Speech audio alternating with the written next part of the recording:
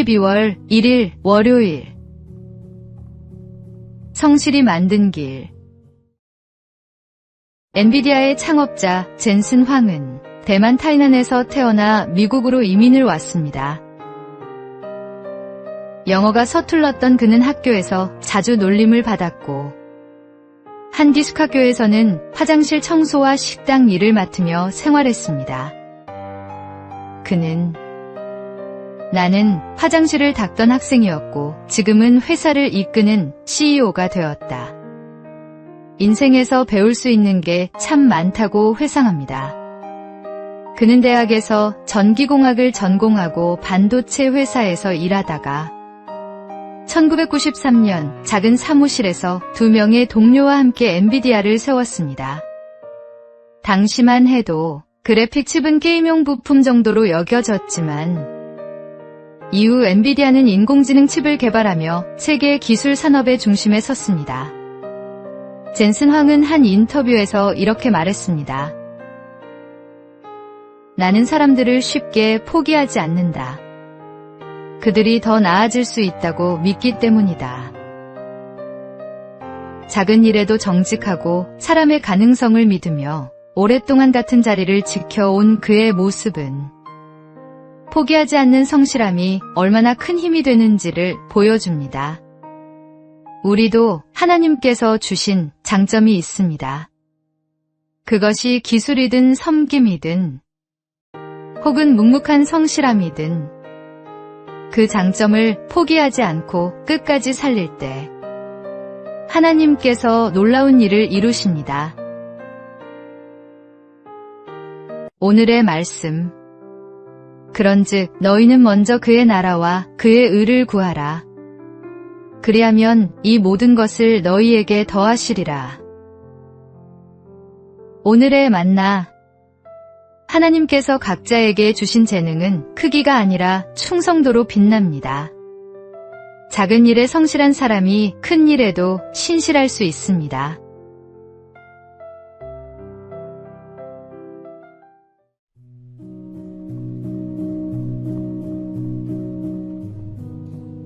(12월 2일) 화요일.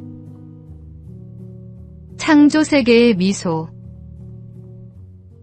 어느 봄날 한 사진가가 연못가에서 특별한 순간을 포착했습니다.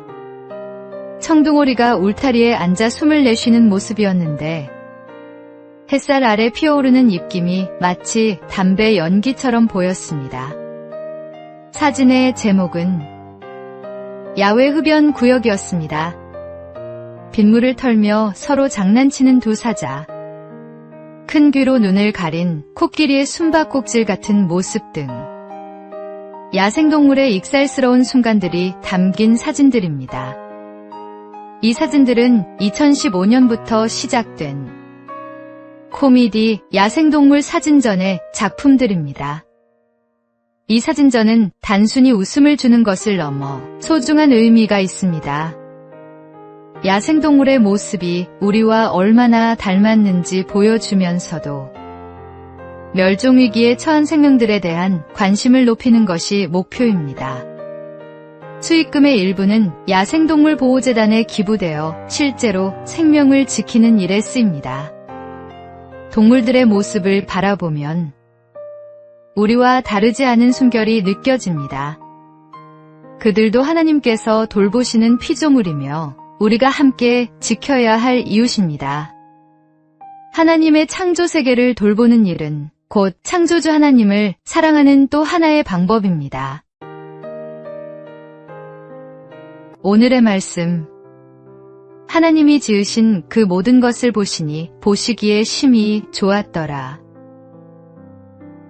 오늘의 만나. 하나님이 지으신 모든 생명에는 존재의 이유가 있습니다.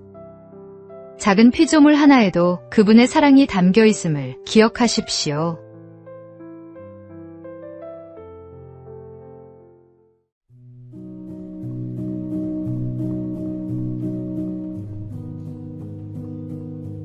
(12월 3일) 수요일. 일하는 삶의 가치. 요즘 SNS나 유튜브를 열어보면 비슷한 유혹이 끊이지 않습니다. 쉬운 돈벌이, 노력 없이 성공하는 법 같은 광고들이 우리의 눈과 마음을 사로잡습니다. 언제부터인가 일하지 않아도 되는 삶을 행복의 기준으로 삼는 사람들이 늘고 있습니다. 하지만 진짜 행복은 그런 식으로 얻어지지 않습니다. 건강한 몸과 성실한 마음으로 자신의 능력을 다해 일하며 그 일을 통해 기쁨과 의미를 발견할 때 우리는 비로소 살아있음을 느낍니다. 자신의 노력이 가정과 이웃 그리고 사회에 유익을 전할 때 그 인생은 더욱 깊어지고 단단해집니다. 물론 인생의 언덕을 오르는 길은 결코 쉽지 않습니다.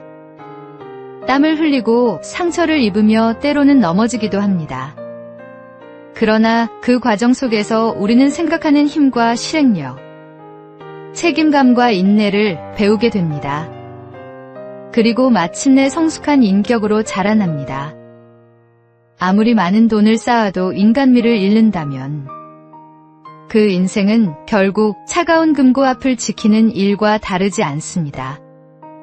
계산보다 열정을, 편안함보다 의미를 선택하며 자신의 일을 통해 세상을 따뜻하게 바꾸는 사람들의 등장과 회복을 오늘도 기대하며 기도합니다. 오늘의 말씀. 게으른 자여 개미에게 가서 그가 하는 것을 보고 지혜를 얻으라. 오늘의 만나. 수고하는 손에 하나님의 축복이 임합니다. 일 자체가 은혜이며 그 일을 통해 우리는 하나님의 형상을 드러냅니다.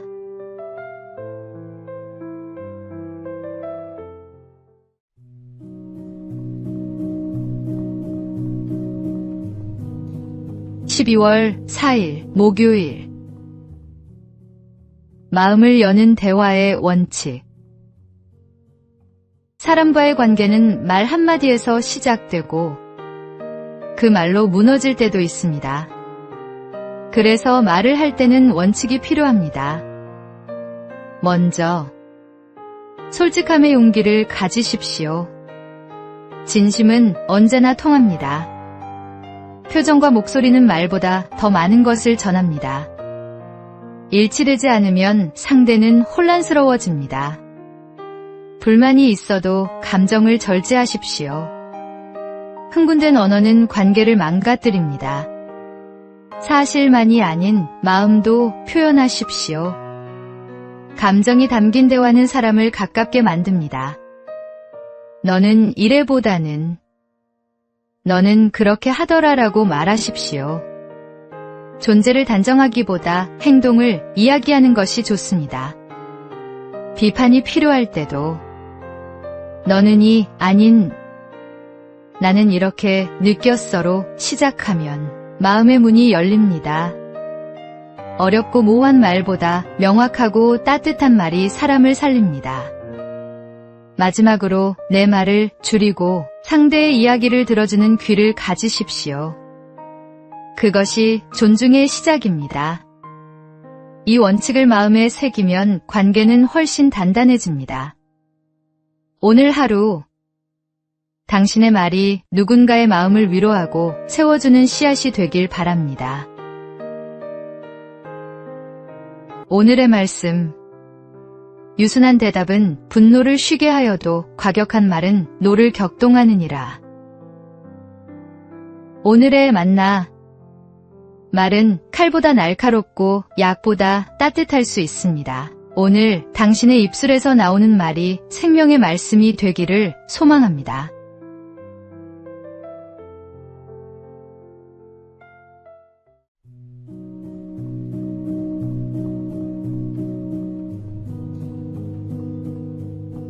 (12월 5일) 금요일. 신호를 지키는 것. 요즘 도로를 달리다 보면 빨간불을 무시하고 지나가는 차량이나 보행 신호를 기다리지 못해 뛰어드는 사람들을 자주 보게 됩니다. 한순간의 조급함이 사고로 이어지고 그 피해는 자신뿐 아니라 다른 사람의 삶까지 무너뜨립니다. 뉴욕시에서는 교통질서 의식을 조사한 결과 하루 평균 100만 대가 넘는 차량이 신호를 어긴다고 합니다. 이 통계는 단지 뉴욕의 문제가 아니라 전 세계 도시가 겪는 현실이기도 합니다. 편리함과 속도를 우선시하는 시대 속에서 잠깐이니까 괜찮겠지 하는 마음이 점점 커지고 있습니다. 그러나 신호는 단순한 규칙이 아니라 생명을 지키는 약속입니다. 주님께서 우리에게 율법을 주신 이유도 억압이 아니라 보호와 질서의 은혜를 배우게 하시기 위함입니다. 신호를 지키는 작은 행동 하나가 누군가의 생명을 그리고 우리의 신앙의 품격을 지켜줍니다. 믿는 이가 먼저 질서를 지킬 때 세상은 그 안에서 진짜 신뢰와 존경을 봅니다. 눈에 잘 띄지 않는 규칙이라도 성실히 지키며 말보다 행동으로 복음을 드러내는 하루가 되시기 바랍니다. 오늘의 말씀. 너는 그들로 하여금 통치자들과 권세 잡은 자들에게 복종하며 순종하며 모든 선한 일 행하기를 준비하게 하며. 오늘의 만나. 작은 규칙 하나를 지키는 성실함이 당신의 신앙을 증명합니다. 하나님은 작은 순종 속에서도 큰 신실함을 보십니다.